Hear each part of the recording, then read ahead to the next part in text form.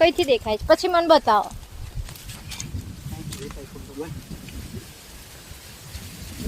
ફટાફટ ત્યાં મૂકશો છો દીકા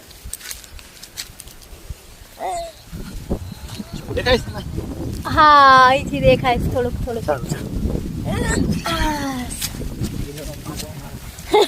80 કિલોનો પાડો વાળા તમે જ લાયા છો પાડા. 40 કિલોનો હતો, 40-45 કિલોનો.